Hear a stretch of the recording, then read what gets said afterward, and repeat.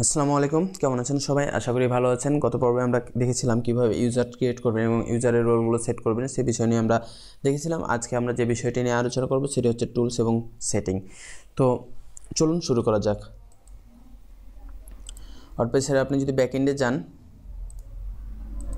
ড্যাশবোর্ডে যদি আপনি প্রবেশ করেন, আপনার ওয়েবসাইটের ড্যাশবোর্ডে যদি প্রবেশ করেন, তাহলে নিচে দেখতে পারবেন একটা অপশান আছে কি টুলস। তো এই অপশানটার বা এই জিনিসটার কাজ কি, সেই জিনিসটা আমরা এখন দেখব। যদি আপনি টুলসে মাউস নিয়ে যান, তাহলে এখানে অনেকগুলো অপশান দেখতে পাবেন। Available tools, import, export, site help, এই অনেকগুলো অপশান দেখতে পাচ্ছেন। তো এখান থেকে দুইটা অপশানের খুব প্রয়োজন হয়। টুলস থেকে ইম্পোর্ট এবং এক্সপোর্ট, এই দুইটা অপশান খুবই প্রয়োজন হয়। আপনি যদি আপনার এই ওয়েবসাইটে যতগুলো ডাটা আছে, যে যতগুলো এখানে ডাটা দেখতে পাচ্ছেন, ক্যাটাগরি ডাটা, ডিজাইন, এগুলো যদি আপনি এক্সপোর্ট করতে চান, তাহলে আপনি এখান থেকে এক্সপোর্টে যদি যান, এক্সপোর্টে যাওয়ার পর এখান থেকে আপনি কি এক্সপোর্ট করতে চাইছেন, এখানে আপনি এই কয়টা জিনিস আপনি এক্সপোর্ট করতে পারবেন। পোস্ট যদি চান, পোস্ট এক্সপোর্ট করতে পারবেন, পেজ এক্সপোর্ট করতে পারবেন, কন্ট্যাক্ট ফর্মগুলো এবং যে মিডিয়াগুলো আছে সেগুলো আপনি এক্সপোর্ট করতে পারবেন।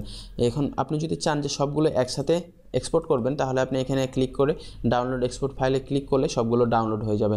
আপনি যদি চান স্পেসিফিক কোনো জিনিস আপনি এক্সপোর্ট করতে চান, তাহলে আপনি শুধু সেটা সিলেক্ট করে এবং তারপর আপনি এইভাবে আপনি এখান থেকে ফিল্টার করেও এক্সপোর্ট করতে পারবেন। যেমন আমি চাইছি, ধরেন নির্দিষ্ট একটা ক্যাটাগরির একটা ডাটা, মানে যে ডাটাগুলো আছে সেই ডাটাগুলো শুধু ডাউনলোড করতে। আপনি যদি সব ক্যাটাগরি চান, তাহলে অল দিবেন এবং কোন অথরের আপনি চান, তারপর ডেট, আপনি একটা নির্দিষ্ট ডেট সিলেক্ট করে দিতে পারেন। তারপর স্ট্যাটাস, কোন ডাটাগুলো চান, এখান থেকে আপনি অ্যাকচুয়ালি ফিল্টার করে নেবেন যে অ্যাকচুয়ালি কোন ডাটাগুলো আপনি এক্সপোর্ট করতে চাইছেন। আর যদি সবগুলোই চান, তাহলে আপনি কী করবেন, এখান থেকে অল কন্টেন্ট দিয়ে ডাউনলোড যদি ফাইলে ক্লিক করেন, তাহলে এখানে একটা ডাউনলোড সিএসভি ফাইলে একটা ডাউনলোড, এই যে দেখেন এক্সএমএল ফাইলে, সরি সিএসভি না, এক্সএমএল ফাইলে একটা এখানে ডাউনলোড তৈরি হয়ে গেছে এবং ডাউনলোড হচ্ছে এই ফাইলগুলো, কন্টেন্টগুলো। যখন আপনার এটা ডাউনলোড হয়ে যাবে, তো এটাকে আপনার কোনো সাইডে যদি আপলোড করতে চান, তো আপলোড করার জন্য এই ডাটাগুলো আপলোড করার জন্য আপনাকে ইম্পোর্ট ব্যবহার করতে হবে। ইম্পোর্ট অপশানটা, টুলসে গিয়ে এই ইম্পোর্ট অপশানটা ব্যবহার করতে হবে। যদি আপনি ইম্পোর্ট অপশানে যান, যাওয়ার পর আপনাকে এই যে ওয়ার্ডপ্রেস, এটা ইনস্টল করে নিতে হবে। আপনি ইনস্টল করেন, ইনস্টল করার পর আপনাকে রান ইম্পোর্টার এই অপশানে ক্লিক করতে হবে। ক্লিক করলে এখন আপনাকে এই ফাইলটা দিতে বলবে। এই যে এখানে দেখেন চুজ অ্যান্ড ফাইল, আপনি এখান থেকে ফাইল চুজ করে যে ফাইলটা আপনি আপলোড করতে চান সেই ফাইলটা এখানে আপলোড করে দেবেন। আপনি এখান থেকে চুজ ফাইল করে এই ফাইলটা ধরে দেবেন। এক্সএমএল ফাইলটা শুধু এখানে কি গ্রহণ করবে, শুধু এক্সএমএল ফাইল সে গ্রহণ করবে, কারণ এখানে বলে দিয়েছে দেখেন এক্সএমএল ফাইল শুধু এখান থেকে আপলোড করতে পারবেন। এবং এই এক্সএমএল ফাইলটা যে আমরা ডাউনলোড করলাম, এটা যদি আমরা আপলোড দিই, তাহলে আমার ডাটাগুলো রিপিট হয়ে যাবে, সে কারণে আমরা এখন আপলোড দিচ্ছি না। আপনারা যদি এখান থেকে সে ফাইলটা চুজ করে আপনি যদি ক্লিক করেন আপলোড ফাইল, এই বাটনটাতে ক্লিক করেন, তাহলে আপনার এই ডাটাগুলো খুব সহজে এখান থেকে আপলোড হয়ে যাবে। তো টুলসের অ্যাকচুয়ালি যে জিনিসটা খুবই প্রয়োজন পড়ে, সেটা হচ্ছে ইম্পোর্ট এবং এক্সপোর্ট, এই দুইটা খুবই প্রয়োজন পড়ে। তো আমরা এখন আরেকটা অপশান নিয়ে কাজ করব, সেটা হচ্ছে সেটিংস। তো সেটিংস অপশান নিয়ে আমরা এখন দেখব। তো যদি আপনি সেটিংয়ে আসেন, সেটিং থেকে আপনি কি করবেন, আপনার সাইডের যাবতীয় সেটিংস আপনি চেঞ্জ করতে পারবেন। আপনার সাইডের এ টু জেড যতগুলো সেটিংয়ের প্রয়োজন হবে সবগুলো আপনি এখান থেকে কন্ট্রোল করতে পারবেন। যেমন এখানে সাইডের টাইটেল, যেটা আমরা সাইডের টাইটেল দিয়েছি, ট্যাগলাইন দিয়েছি, আমরা এগুলো জানি যে কি, এগুলো আপনি যদি চান চেঞ্জ করতে পারবেন। আপনার যে ইউআরএলটা আছে, ওয়ার্ডপ্রেস ইউআরএলটা, সেটা আপনি এখান থেকে চেঞ্জ করতে পারবেন। তারপর আপনি যদি চান যে এই যে অ্যাডমিনিস্ট্রেটর ইমেলটা চেঞ্জ করবেন, তাহলে আপনি এখান থেকে চেঞ্জ করতে পারবেন। তারপর যে যারা নতুন মেম্বারশিপ নেবে আর কি, জয়েন করবে, নতুনভাবে অ্যাকাউন্ট ক্রিয়েট করবে, তারা কি জয়েন করতে দিতে চান কি না, আপনার সাইডে আপনি অ্যাকাউন্ট ক্রিয়েট কাউকে করতে দিতে চান কি না, তার জন্য এখানে যদি আপনি চেক মার্ক দেন, তাহলে কি আপনার সাইডে কেউ অ্যাকাউন্ট ক্রিয়েট করতে পারবে। আর যদি এটা আনচেক দেওয়া থাকে, তাহলে আপনার সাইটে কখনো অ্যাকাউন্ট তৈরি করতে পারবে না। যদি কোনো থিম সেই ফিচারটা সাপোর্ট করে, তাহলে কি বলে অ্যাকাউন্টটা তৈরি করতে পারবে, না তো করতে পারবে না। তারপর আপনি যে যারা নতুনভাবে কি করছে, অ্যাকাউন্ট তৈরি করছে, তারা নতুনভাবে কোন রোলে অ্যাসাইন্ড হবে ডিফল্টভাবে, সেটা আপনি এখান থেকে সেট করে দিতে পারবেন। যখন এখানে সবগুলো রোল আছে, যারা নতুন অ্যাকাউন্ট করবে তারা সাবস্ক্রাইবার হিসাবে জয়েন করতে পারবে। তারপর এখান থেকে আপনি সাইডের ল্যাঙ্গুয়েজটা, টাইমটা এবং এখান থেকে এই যে ডেটের ফরম্যাটটা আপনি এখান থেকে চেঞ্জগুলো করতে পারবেন। এগুলো অ্যাকচুয়ালি বেসিক জিনিস, এগুলো আপনারা দেখলে বুঝতে পারবেন যে কী এগুলো। তারপর এখান থেকে মোস্ট ইম্পর্ট্যান্ট যে জিনিসটা আছে, সেটা হচ্ছে পারমালিঙ্ক। পারমালিঙ্কে আপনি যদি চান, এটা হচ্ছে মোস্ট ইম্পর্ট্যান্ট জিনিস। পারমালিঙ্কটা কি, অ্যাকচুয়ালি আমি ভালোভাবে বোঝানোর জন্য আমি এখান থেকে আমাদের ওয়েবসাইটে ভিজিট করছি। ভিজিট করার পর আমি কোনো একটা পোস্টে যদি যাই, ধরেন এই পোস্টটা আমি ওপেন করলাম, এই পোস্টটা আমি ওপেন করলাম। তো উপরে যে লিঙ্কটা আমরা দেখতে পাচ্ছি এটা হচ্ছে পার্মালিঙ্ক।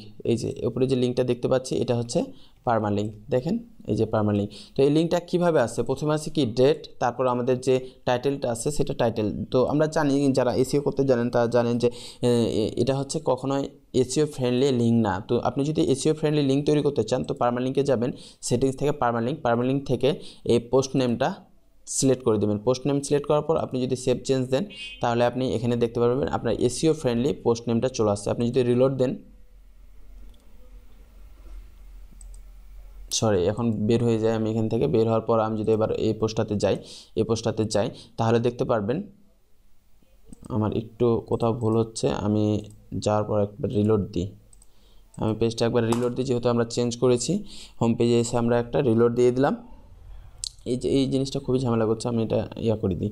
তো আমরা যদি এবার হচ্ছে পেজে এই পোস্টটাতে যাই তাহলে আমরা চেঞ্জগুলো দেখতে পারবো। দেখেন আমাদের এসইও ফ্রেন্ডলি লিঙ্কটা বা ইউআরএলটা তৈরি করা হয়ে গেছে। এটা আমার ডোমেন, তারপর হচ্ছে আমাদের এটা হচ্ছে পোস্টের টাইটেল ছিল যেটা আমাদের এসইও ফ্রেন্ডলি আমরা তৈরি করতে পেরেছি। তো পার্মালিঙ্ক থেকে আপনার এই জিনিসটা প্রয়োজন হয় যে পোস্ট নেমটা এখান থেকে সিলেক্ট করে দিতে হয়, তাহলে আপনার এসইও ফ্রেন্ডলি ইউআরএলটা তৈরি হয়ে যাবে। তো অ্যাকচুয়ালি এগুলো আপনারা প্রত্যেকটা ট্রাই করে দেখবেন। এগুলো হচ্ছে প্রত্যেকটা লিঙ্কের টাইপ, যে আপনি কীভাবে অ্যাকচুয়ালি লিঙ্কগুলো ইউজ করতে চান। এখানে অনেকগুলো সিস্টেম আছে, এইভাবে লিঙ্কগুলো আর কি আপনি চান কি না এই বিষয়গুলো আপনি এখান থেকে তৈরি করতে পারবেন। তো আপনার এই যে ইউআরএলটা পার্মালিঙ্কটা আপনি এখান থেকে কন্ট্রোল করতে পারবেন পার্মালিঙ্ক থেকে।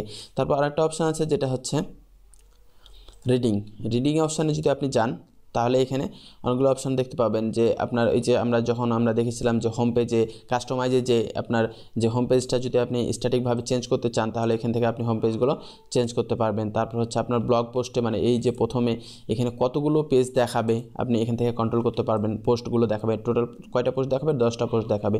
10টা পোস্ট দেখানোর পর এখানে একটা পেজিনেশন চলে আসবে। আপনাদের পোস্টে যখন সাইডে যখন 10টা পোস্ট হয়ে যাবে তখন এখানে একটা পেজিনেশন চলে আসবে। তো সেই জিনিসগুলো কন্ট্রোল করবে ওখান থেকে, এখান থেকে আপনি যদি 20টা চান তাহলে এখানে আপনি 20টা দিয়ে দিবেন। তারপর যে বিষয়টা আসছে সেই বিষয় হচ্ছে ডিসকাশন। তো ডিসকাশনে একটা এগুলো আপনারা দেখে নেবেন। তার মধ্যে আমি একটা জিনিস দেখাচ্ছি। এখন যদি আপনারা এই একটা পোস্ট আমরা ওপেন করে রেখেছি, এই পোস্টের নিচে যান তাহলে আপনি এখানে অনায়াসে কমেন্ট করতে পারছেন। আমি যদি আরেকটা ট্যাব থেকে আমি এটা ওপেন করি, আমি এটা রিলোড দিচ্ছি এই ব্রাউজার থেকে, যেহেতু এই ব্রাউজারে আমরা লগ ইন নাই। আমরা এটা রিলোড দিই, রিলোড দেওয়ার পর আমরা একটা পোস্টে